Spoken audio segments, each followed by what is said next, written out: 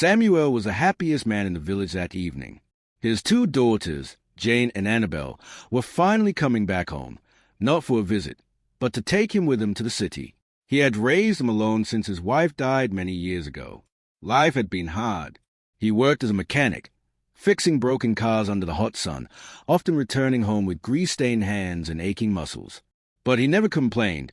Every bolt he tightened and every engine he repaired was for his daughter's education.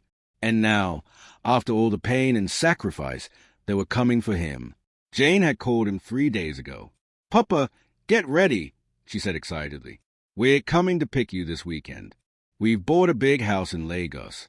From now on, you'll live with us." Tears rolled down Samuel's face. "Oh, my daughters, thank you. God bless you both." "We'll be there on Friday morning," Jane continued.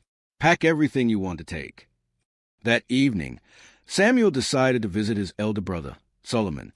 It had been long since he saw him. They didn't talk much. Solomon was a difficult man, always complaining and bitter, but Samuel thought it was only right to inform him. He wore his trousers and walked to Solomon's compound. The moon was high, and the wind was cool. When Solomon saw him, he looked surprised. "Samuel, you came to my house at this time. Hope no problem." Samuel smiled. "No problem, my brother. I came to share some good news." Solomon raised his eyebrows. "Good news? You have money now," he said mockingly. Samuel laughed. "Not money, but joy." He sat down and told him everything. "My daughters are coming tomorrow to take me to Lagos. They bought a house. They said I will never suffer again. I will finally live in peace." Solomon didn't smile. He didn't say congratulations. He only stared. "You mean they are taking you to the city to live with them? And I wasn't informed." "I'm telling you now. That's why I came," Samuel said kindly. "We'll stop by to greet you before we leave." Solomon nodded slowly. "Okay, safe journey." Samuel stood up and patted his shoulder. "I just wanted you to know." As he left, Solomon's eyes burned with jealousy and anger. He wants to leave me here and go enjoy life after all these years I've suffered. Me, the elder brother. That night, Solomon didn't sleep. Around midnight, he quietly left the house and headed to the edge of the village, to the home of Baba Aminu, a feared native doctor. "Solomon," he greeted in his deep voice. "What do you want?" He sat before him, eyes cold. "My brother's daughters are coming to take him to the city. They are rich now. I want them to turn against him, hate him, reject him, and choose me instead." Baba Aminu studied his face, then reached for a small calabash. He poured black powder onto a cloth. "Mix this in their food. Once they eat it, their hearts will change. But whatever you plant, you will harvest." Solomon didn't care. He paid him and left before morning. The next day, Jane and Annabelle arrived in the village at 9 a.m. in a shiny Mercedes. The villagers gathered, admiring the well-dressed, beautiful young women. Samuel ran to hug them with tears in his eyes. "My daughters, you kept your promise." "Papa, you look so strong," Annabelle said. "We missed you," Jane added. "Come inside and rest," Samuel said. "I cooked your favorite soup." They laughed, ate, and reminisced. Then Samuel said proudly, "Before we leave for the city, go and greet my brother Solomon. He asked after you and said he misses you both." Jane frowned. "Do we have to? Papa? That man never cared about us. He didn't even call when I graduated." Annabelle agreed. "Papa, we're in a hurry. We should be on the road already." "Please," Samuel said gently. "Here's your uncle. I already promised him. He made something special." The sisters exchanged a look. Jane sighed. "Fine, just a quick visit." Solomon was already waiting when they arrived. He welcomed them warmly and invited them to eat. They tried to refuse, but he insisted, almost offended that they would eat their father's food but not his. Reluctantly, they sat down. Solomon served them steaming jollof rice and chicken, laced with the native doctor's powder. The food was delicious, and soon they had taken more than one bite. Minutes later, their mood shifted. Their thoughts toward their father began to twist. Solomon leaned in and spoke in a low, convincing voice. Do you know why I called you? Your father has never told you the truth. He's the one who caused your mother's death." Jane and Annabelle froze. Solomon wove his lies carefully, making their memory seem suspicious. Under the powder's influence, his words sank deep. By the time they left, they were silent and cold. When they returned, Samuel was waiting outside with his small travel bag, smiling brightly. "Ah, my daughters, welcome back. Let me just pick my Bible, and we can go." But neither of them smiled back. Later that day, Solomon was sitting calmly in the large, beautiful living room. His eyes moved slowly as he watched Jane working on her laptop. He had been waiting patiently for the right moment to strike again. Now was that moment. He cleared his throat and spoke slowly. "My daughter, aren't you tired of your sister acting like she's in charge of everything?" Jane looked up from the laptop, a bit confused.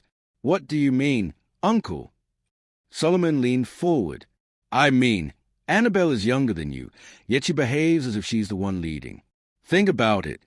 You are the elder one, but she always speaks for you, decides for you, even controls how you spend your money. Do you think she truly respects you?" Jane sat back, frowning slightly. Solomon's voice softened but carried poison. "You've worked hard, Jane. You bought the house. You made the big moves. But who enjoys the praise? Annabelle. People see her beside you and think she's the reason for all your success. My daughter, open your eyes." Jane blinked. She had never thought of it that way before. Something shifted in her heart. "You know I'm telling the truth," Solomon continued smoothly. "I've watched the way she talks over you, how she always makes a final decision without asking you. That is not respect, it is quiet competition."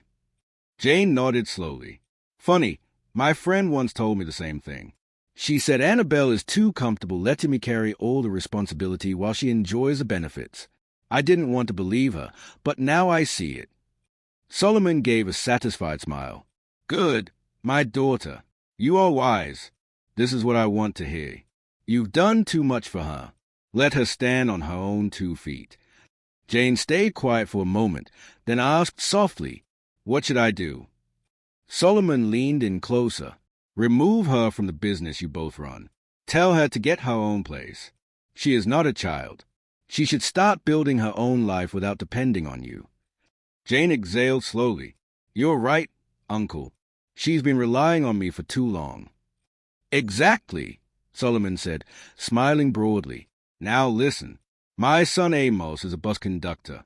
He is very loyal and hard-working. You can bring him here and make him your new business partner. At least he will respect you, unlike Annabelle." Jane removed her wig and looked straight into the mirror, then sipped her glass of wine. "That's not a bad idea. I'll think about it." Annabelle came back home from a business meeting. She looked tired but peaceful. She greeted Jane. "Jane, how far? How did the team respond to the new policy?" "We need to talk," Jane said firmly. Annabelle looked confused. "Okay, about what?" "I've decided to remove you as the manager in my company," Jane said coldly. Annabelle's face changed. "What?" Jane continued. "From today onward, you're no longer the manager. I will find someone else to take over. And also, I want you to pack your things and move out of this house." Annabelle stepped back, shocked. "Jane, what are you saying? Where is this coming from?" Jane raised her voice. "Don't ask me questions. It's my company, my house, and my decision. You have no right to question me." Annabelle's heart was beating fast. "Is this Solomon's idea?" Jane snapped. "This is my idea. Don't blame anyone. Just do what I said." Annabelle shook her head. "Jane, I've been helping you since you started. We built this company together. I stayed by your side when nobody else did. Why now?" Jane pointed at her. "Exactly. You stayed too long. You're too comfortable. You should go and start your own thing. You're a grown woman. Your mates are already settled." Annabelle was quiet for a moment. Then she said, "Jane, something is wrong. This is not you. This is not how we talk to each other. You've changed." Jane scoffed. "If I've changed, it's for the better." Annabelle looked at her sadly. "You're being controlled, and one day you will see the truth." Jane laughed and turned away. Spare me the drama. You have 1 month to leave this house." Annabelle walked away without another word. She went to her room and sat on the edge of the bed. Her hands were shaking. Her mind was spinning.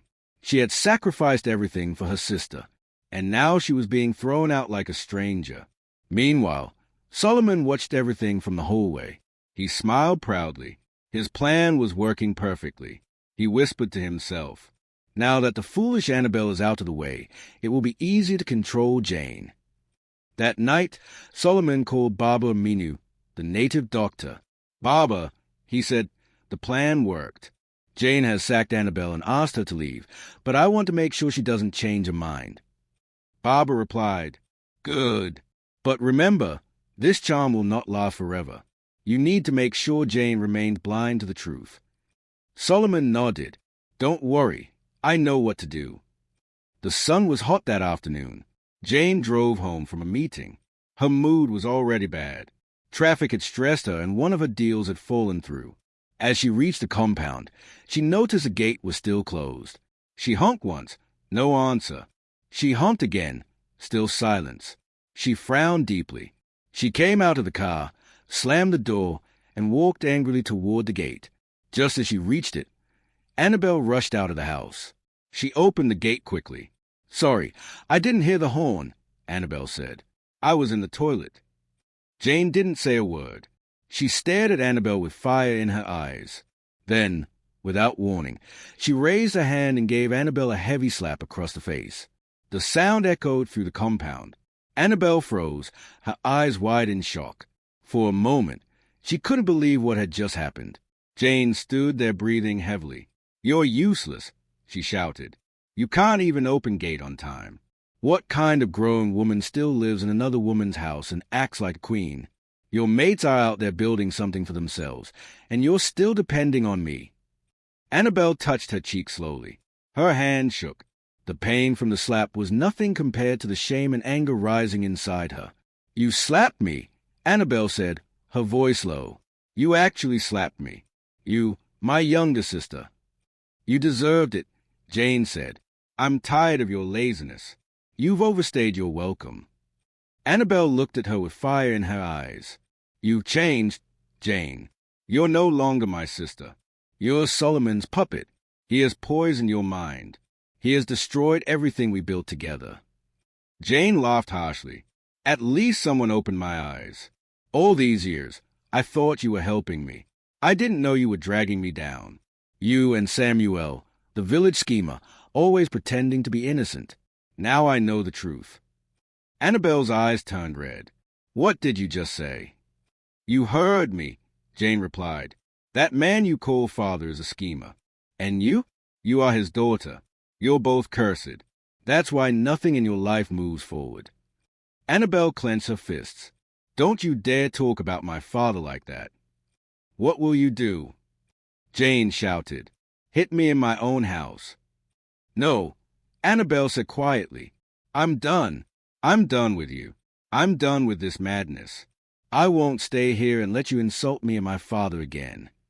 She turned and walked inside. Annabelle packed her small bag quickly. She didn't have much, just a few clothes. As she zipped the bag, her heart was racing. She couldn't believe how far things had gone. She walked out of the room and didn't look back. Solomon was standing in the hallway smiling. He didn't say anything. Annabelle walked to the bus stop, sweating, angry, and broken. On the way, she remembered all the things she and Jane had shared as sisters. How they built the company together. How they cried and prayed and worked. And now it was all gone. All because of one man. The journey to the village was long. Her heart was heavy. When she arrived at the village, it was already evening. She walked down the narrow path leading to her father's house. Samuel was sitting outside. When he looked up and saw her, he stood quickly. "Annabelle," he said, "is this a dream?" Annabelle ran to him and she held him tightly. "Papa, I'm sorry. I'm so sorry." Samuel burst into tears. "My daughter, you came back." "Yes, Papa, I couldn't take it anymore. Jane is no longer the sister I knew. She's changed. She called you a witch. She slapped me." Samuel held her face. "She slapped you?" "Yes, Papa, she said, we are cursed. I couldn't stay there anymore. I left everything. I just wanted to come home. Samuel led her inside the house. He gave her water to drink and placed food on the table. She ate quietly, and Samuel sat beside her, watching her like a father watching a lost child who had returned. After she ate, they sat together outside. The moon was rising. The breeze was soft. Papa, Annabelle said, I'm sorry for not believing you, for letting Solomon confuse us, for leaving you here alone. Samuel smiled weakly. It's okay, my daughter. You have come back. That is enough for me. The truth always comes out. Just wait. God will fight for us. Annabelle nodded. I want to stay here with you. Papa, I don't want to go back. You will stay, Samuel said. You will rest and you will rise again. Those who mocked us will one day bow. Annabelle looked into his eyes. I believe you, Papa. He touched her head gently. My daughter, your journey has just begun. The next morning, inside Samuel's small house, Annabelle was already awake. She had swept the compound. She wanted to do everything she could to make him happy again. She was still feeling the pain of what had happened in the city, but she was also feeling peace. Being back with her father gave her a fresh kind of strength. Samuel came out of the room, smiling quietly. My daughter, you're awake early, he said, looking around the clean compound. Annabelle smiled. I just want to help. Papa, you've done too much for us already. I need to be useful to you, too. Samuel smiled again. God will bless you, my daughter. Just then, they heard a soft knock. It must be Paul, Samuel said. He always comes around this time to check on me. He walked to the door and opened it. Paul stepped in. He greeted. Good morning, Papa. Good morning, he said, smiling warmly when he saw Annabelle. Samuel walked in with him proudly. Paul, this is my daughter Annabelle, the one I told you about. Annabelle smiled at him. Her eyes brightened as she looked at him. He was simple and respectful, and the way he greeted showed he is a nice person. Samuel looked at Annabelle and said, This young man has been helping me so much. He stood by me when nobody else did. When the villagers called me names and refused to sell to me, it was Paul who stood beside me. He bought food for me, cooked for me, and gave me courage. He is like a son to me. Please, my daughter, help me thank him. Annabelle smiled at Paul and said, Thank you very much for helping my father. You don't know what that means to me. You are very kind. God will bless you for your goodness. Don't worry. I will reward you someday. Paul laughed softly, his eyes shy and gentle, and he said, Papa is like a father to me. I didn't do anything special. He is a good man. I only did what I believe is right. Annabelle nodded. You did more than enough. Thank you so much. You are a rare person these days. Nobody wants to help anyone anymore, especially when there's no gain. But you chose to help someone when everyone else turned their back. Paul smiled again and looked at Samuel. Papa, you didn't tell me your daughter was as gentle and beautiful. They all laughed. Samuel said, Now you see where she got it from. I told you Jane and Annabelle were good children. It's just that something went wrong. But now God is bringing everything back slowly. Good. Keep going slowly. By the time Jane realizes anything, we will already be rich. That evening, Jane sat alone in the living room when her boyfriend Anthony walked in. She had not seen him for days, and he came to check on her, hoping they would talk and reconnect. As soon as he entered, he noticed a cold look on Jane's face. Jane barely smiled. Anthony sat down quietly and said, Jane, we need to talk. Jane looked up slowly. What is it? Anthony said, Jane, what you did to your sister was not right. I know I once said I didn't like or trust her, but truly you went too far. Annabelle was your own blood, your older sister. At least if you wanted her to leave, you should have settled her with something, given her money or shares, something to help her stand. Jane frowned. This is family business, Anthony. I don't need your opinion. Anthony looked shocked. I'm not giving an opinion. I'm telling you the truth. What you did was wicked. Jane stood up suddenly and shouted, Stay out of this, you thief, gold digger. Anthony stood up too. his eyes wide with shock. "What did you just call me?" Jane shouted louder. "I said you're a gold digger, son of a poor farmer. Don't act like you love me. I know why you're here. You want to marry me and collect my money." Anthony was shocked. "Wow, so that's what you think of me after everything I've done for you. After all the support I gave you when nobody else did, you call me a gold digger?" Jane frowned at him. "You think I don't know your plan? You can't destroy what I have with my father. We are strong. You can never come between us." Anthony shook his head slowly and said, "You should be ashamed of yourself, Jane. Ashamed that you abandoned your real father in the village, and now you call Solomon your father, the same man that turned you against your own blood. You're a fool." Jane laughed bitterly and said, "If that's how you feel, then go. I don't need you anymore." Anthony said, "You don't even know what you're doing anymore. You're not the Jane I fell in love with." He told her he was done with the relationship, that she should go to hell. Anthony walked out angrily. Jane sat back on the couch and muttered, "Nonsense. He was never loyal." A few minutes later, Solomon came in from the hallway pretending he had just come out. He said, "I heard everything. My daughter. You did well. That ugly boy is evil. He doesn't deserve to be in your life." Jane nodded. "I've ended it, Papa. He insulted you. That's enough for me." Solomon smiled. "Nobody can come between us. My daughter. You are all I have." Jane said, "Don't worry, Papa. Nobody can destroy our bond." Solomon cleared his throat. "My daughter, now that things are moving well, I want to ask for something. I think the time has come." Jane looked at him. "Papa, what is it?" He smiled again and said, "You know, Amos has been working hard in your company, and I have done a lot for you too. We deserve to be settled. I want you to buy a house for me and another one for Amos, and give us each a car."